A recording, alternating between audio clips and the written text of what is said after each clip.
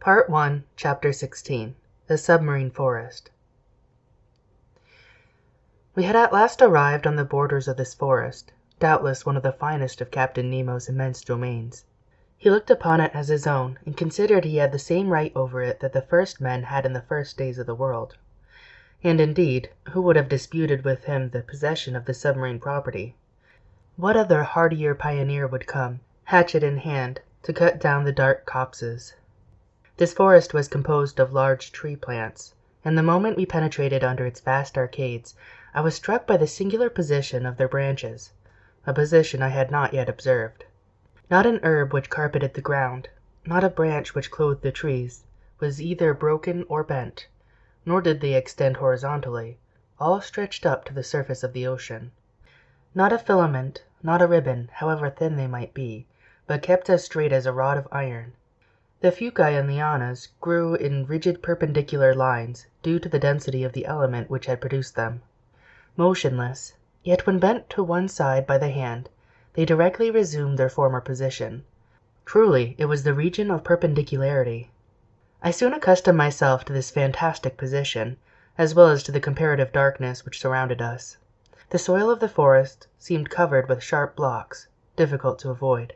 The submarine flora struck me as being very perfect, and richer even than it would have been in the Arctic or tropical zones, where these productions were not so plentiful. But for some minutes I involuntarily confounded the genera, taking zoophytes for hydrophytes, animals for plants, and who would not have been mistaken? The fauna and the flora are too closely allied in the submarine world. These plants are self-propagated, and the principle of their existence is in the water, which upholds and nourishes them. The greater number, instead of leaves, shot forth blades of capricious shapes, comprised within a scale of colors: pink, carmine, green, olive, fawn, and brown. I saw there, but not dried up, as our specimens of the Nautilus are, Pavonari spread like a fan, as if to catch the breeze; scarlet cerames, whose laminaries extended their edible shoots of fern-shaped nereocystii, which grow to the height of 15 feet; clusters of acetabuli, whose stems increase in size upwards, and numbers of other marine plants, all devoid of flowers. Curious anomaly, fantastic element, said an ingenious naturalist, in which the animal kingdom blossoms, and the vegetable does not. Under these numerous shrubs, as large as trees of the temperate zone, and under their damp shadow, were massed together real bushes of living flowers, hedges of zoophytes, on which blossomed some zebra meandrines with cooked grooves, some yellow caryophyllae, and, to complete the illusion, the fish-flies flew from branch to branch like a swarm of humming-birds, whilst yellow lepis acanthe, with bristling jaws, dactylopteri, and monocentrides rose at our feet like a flight of snipes. In about an hour Captain Nemo gave the signal to halt. I, for my part, was not sorry, and we stretched ourselves under an arbor of alariae, the long thin blades of which stood up like arrows. This short rest seemed delicious to me. There was nothing wanting but the charm of conversation, but, impossible to speak, impossible to answer, I only put my great copper head on Conseil's. I saw the worthy fellow's eyes glistening with delight, and to show his satisfaction he shook himself in his breastplate of air in the most comical way in the world. After 4 hours of this walking I was surprised not to find myself dreadfully hungry. How to account for this state of the stomach I could not tell, but instead I felt an insurmountable desire to sleep, which happens to all divers, and my eyes soon closed behind the thick glasses, and I fell into a heavy slumber, which the movement alone had prevented before. Captain Nemo and his robust companion, stretched in the clear crystal, set us the example. How long I remained buried in this drowsiness I cannot judge, but when I woke the sun seemed sinking towards the horizon. Captain Nemo had already risen, and I was beginning to stretch my limbs, when an unexpected apparition brought me briskly to my feet. A few steps off, a monstrous sea spider, about 38 inches high, was watching me with squinting eyes, ready to spring upon me. Though my diver's dress was thick enough to defend me from the bite of this animal, I could not help shuddering with horror. Conseil and the sailor of the Nautilus awoke at this moment.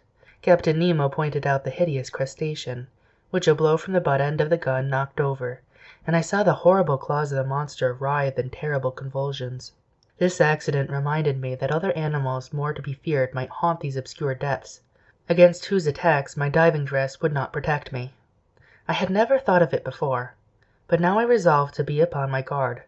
Indeed, I thought that this halt would mark the termination of our walk, but I was mistaken, for instead of returning to the Nautilus, Captain Nemo continued his bold excursion.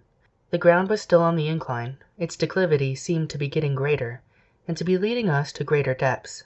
It must have been about 3 o'clock when we reached a narrow valley between high perpendicular walls situated about 75 fathoms deep. Thanks to the perfection of our apparatus, we were 45 fathoms below the limit which nature seems to have imposed on man as to his submarine excursions. I say 75 fathoms, though I had no instrument by which to judge the distance. But I knew that even in the clearest waters the solar rays could not penetrate further, and accordingly the darkness deepened. At 10 paces not an object was visible. I was groping my way, when I suddenly saw a brilliant white light. Captain Nemo had just put his electric apparatus into use. His companion did the same, and Conseil and I followed their example. By turning a screw, I established a communication between the wire and the spiral glass, and the sea, lit by our 4 lanterns, was illuminated for a circle of 36 yards. Captain Nemo was still plunging into the dark depths of the forest, whose trees were getting scarcer at every step. I noticed that vegetable life disappeared sooner than animal life. The medusae had already abandoned the arid soil, from which a great number of animals, zoophytes, articulata, mollusks, and fishes, still obtained sustenance.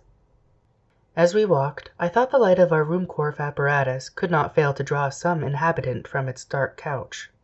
But if they did approach us, they at least kept at a respectful distance from the hunters. Several times I saw Captain Nemo stop, put his gun to his shoulder, and after some moments drop it and walk on. At last, after about 4 hours, this marvelous excursion came to an end.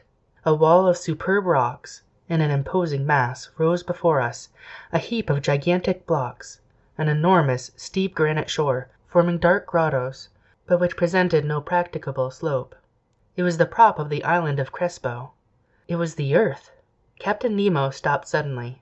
A gesture of his brought us all to a halt, and, however desirous I might be to scale the wall, I was obliged to stop. Here ended Captain Nemo's domains, and he would not go beyond them. Further on was a portion of the globe he might not trample upon. The return began.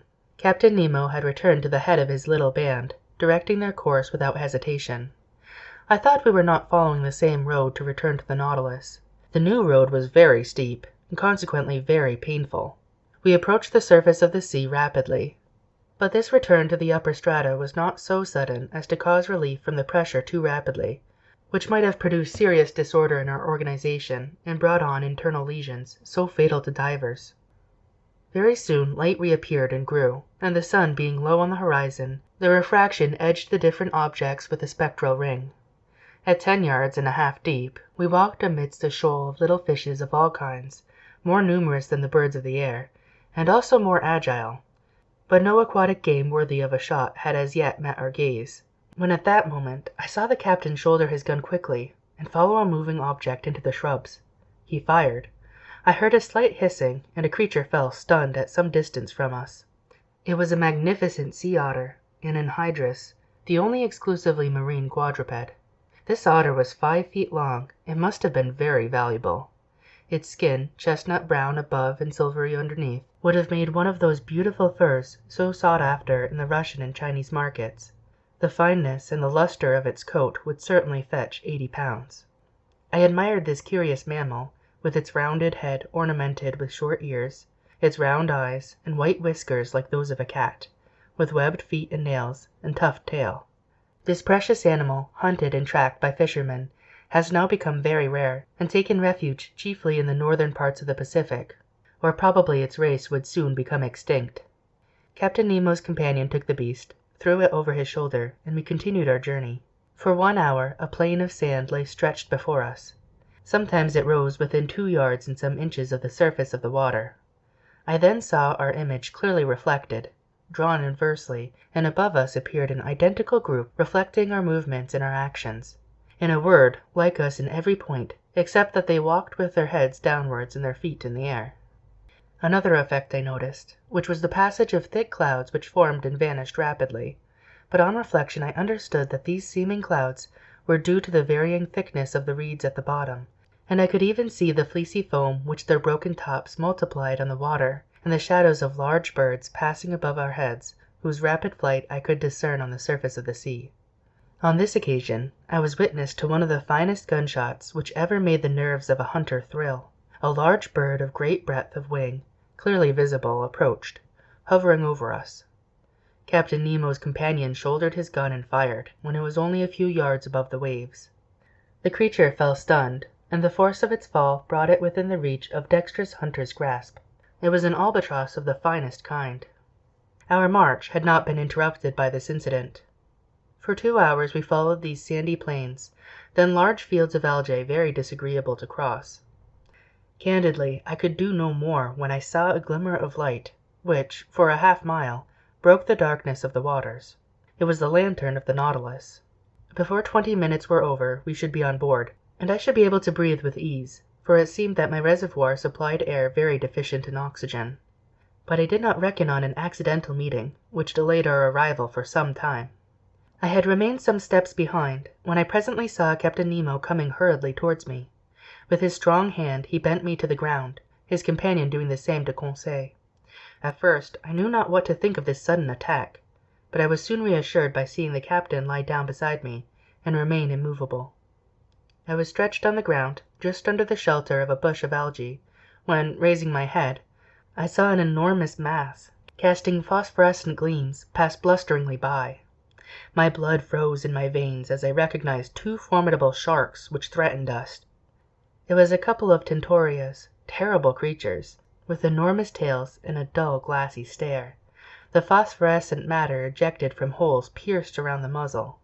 Monstrous brutes, which would crush a whole man in their iron jaws. I did not know whether Conseil stopped to classify them. For my part, I noticed their silver bellies, and their huge mouths bristling with teeth, from a very unscientific point of view, and more as a possible victim than as a naturalist. Happily the voracious creatures do not see well. They passed without seeing us, brushing us with their brownish fins, and we escaped by a miracle from a danger certainly greater than meeting a tiger full-faced in the forest. Half an hour after, guided by the electric light, we reached the Nautilus.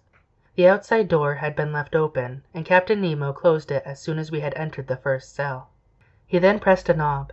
I heard the pumps working in the midst of the vessel. I felt the water sinking from around me. In a few moments the cell was entirely empty. The inside door then opened, and we entered the vestry.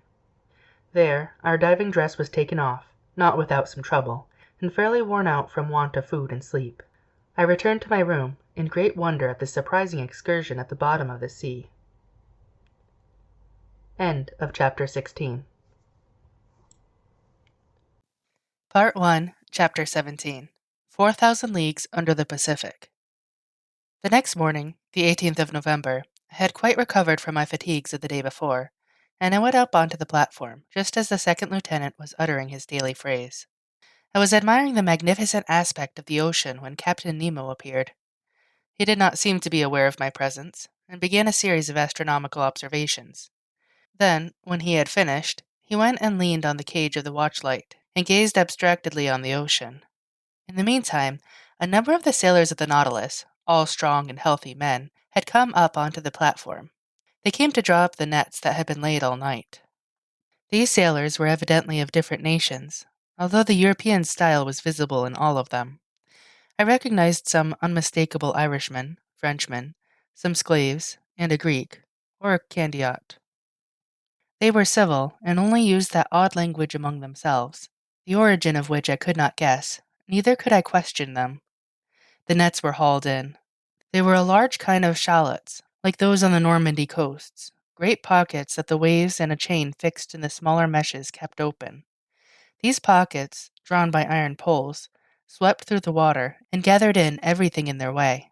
That day they brought up curious specimens from those productive coasts. I reckoned that the haul had brought in more than 900 weight of fish. It was a fine haul, but not to be wondered at. Indeed, the nets are let down for several hours, and enclose in their meshes an infinite variety. We had no lack of excellent food, and the rapidity of the Nautilus and the attraction of the electric light could always renew our supply. These several productions of the sea were immediately lowered through the panel to the steward's room, some to be eaten fresh and others pickled. The fishing ended, the provision of air renewed.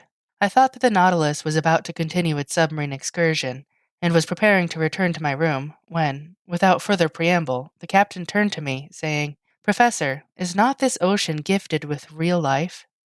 It has its tempers and its gentle moods. Yesterday it slept as we did, and now it has woke after a quiet night. Look," he continued, "it wakes under the caresses of the sun. It is going to renew its diurnal existence. It is an interesting study to watch the play of its organization. It has a pulse, arteries, spasms, and I agree with a learned Maury, who discovered in its circulation as real as the circulation of blood in animals. Yes, the ocean has indeed circulation, and to promote it, the Creator has caused things to multiply in it, caloric, salt, and animalculae." When Captain Nemo spoke thus, he seemed altogether changed, and aroused an extraordinary emotion in me. "Also," he added, "true existence is there, and I can imagine the foundations of nautical towns, clusters of submarine houses which, like the Nautilus, would ascend every morning to breathe at the surface of the water, free towns, independent cities. Yet who knows whether some despot—" Captain Nemo finished his sentence with a violent gesture. Then, addressing me as if to chase away some sorrowful thought, "Monsieur Erronat," he asked, "do you know the depth of the ocean?" "I only know, Captain, what the principal surroundings have taught us." "Could you tell me them, so that I can suit them to my purpose?" "These are some," I replied, "that I remember. If I am not mistaken, a depth of 8,000 yards has been found in the North Atlantic, and 2,500 yards in the Mediterranean. The most remarkable soundings have been made in the South Atlantic, near the 35th parallel, and they gave 12,000 yards, 14,000 yards, and 15,000 yards. To sum up all, it is reckoned that if the bottom of the sea were leveled, its mean depth would be about 1¾ leagues." "Well, Professor," replied the captain, "we shall show you better than that, I hope. As to the mean depth of this part of the Pacific, I tell you it is only 4,000 yards." Having said this, Captain Nemo went towards the panel and disappeared down the ladder. I followed him and went into the large drawing room. The screw was immediately put in motion, and the log gave 20 miles an hour. During the days and weeks that passed, Captain Nemo was very sparing of his visits. I seldom saw him. The lieutenant pricked the ship's course regularly on the chart, so I could always tell exactly the route of the Nautilus. Nearly every day, for some time, the panels of the drawing room were opened, and we were never tired of penetrating the mysteries of the submarine world.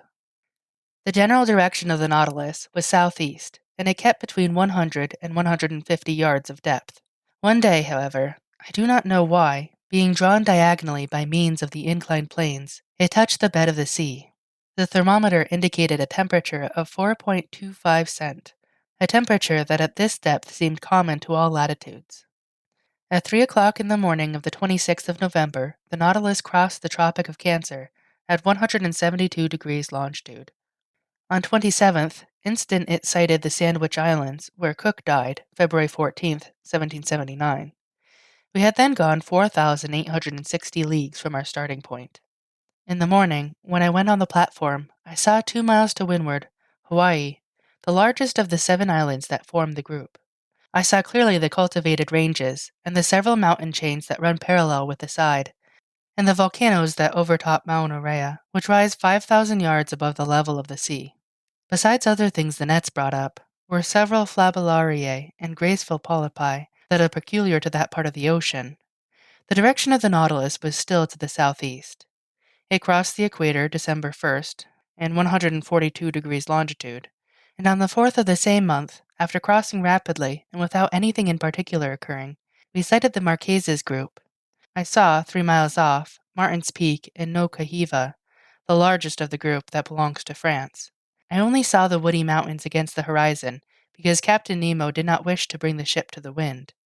There the nets brought up beautiful specimens of fish, some with azure fins and tails like gold, the flesh of which is unrivaled, some nearly destitute of scales, but of exquisite flavor, others with bony jaws and yellow-tinged gills, as good as bonitos, all fish that would be of use to us. After leaving these charming islands protected by the French flag, from the 4th to the 11th of December, the Nautilus sailed over about 2,000 miles. During the daytime of the 11th of December, I was busy reading in the large drawing room. Ned Land and Conseil watched the luminous water through the half-open panels. The Nautilus was immovable. While its reservoirs were filled, it kept at a depth of 1,000 yards, a region rarely visited in the ocean, and in which large fish were seldom seen. I was then reading a charming book by Jean Massé, The Slaves of the Stomach, and I was learning some valuable lessons from it, when Conseil interrupted me. "Will master come here a moment?" he said in a curious voice. "What is the matter, Conseil?"